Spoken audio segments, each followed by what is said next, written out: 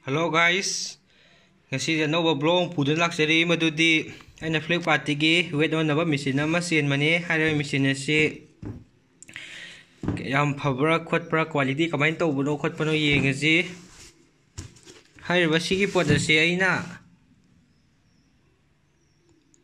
609 sumdigi 609 da sienmani si machine je phaba phatabra yengsi mayam ai unboxing toroke aduduga मागी measurement से याम accuracy ओइब्रो ओइदब्रा येंगसी याम होंगो price ता आइना सेनमनी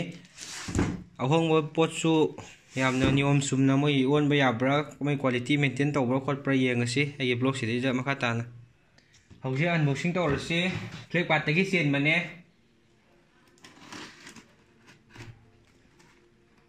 हाइबा पोटसी मोइ क्वालिटी मेंटेन तौब्रा येंगसी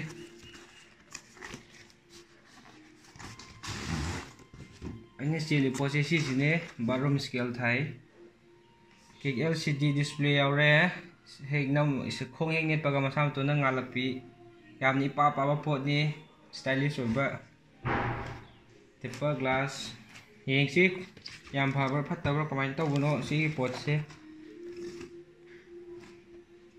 औ yang to येंगसी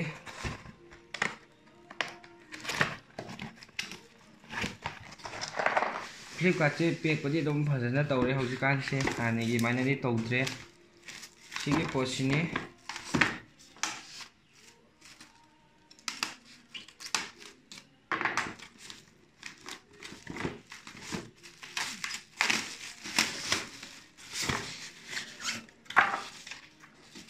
C yam पापाई C पोचे glass ने net पदा ते कदम माले दु किसु ते ओय नेट पदा 180 kg भग maximum on bi weight si battery na salai bane si battery yaw ngale battery yaw tre moi battery hapang ngani manung da yenge battery yaw pra na manung da battery yaw le moi si ji pot si gi battery je si posi oi re ape yeng se battery hapsal laga ye moi je lupa satu ka lupa sop nagi mapan kata da sien mane yam hong na sien mane na ahong po chu mui phasina dum quality maintain to bra khot pra raina se tawning da na ina hong bam lau bune ngale kabe makha da thamba yeng je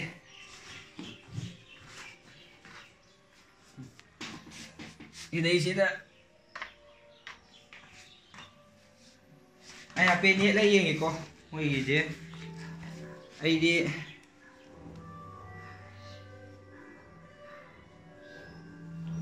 78.95 lấy ông có một nét lấy kìa anh đi đâu không lên nét lấy kìa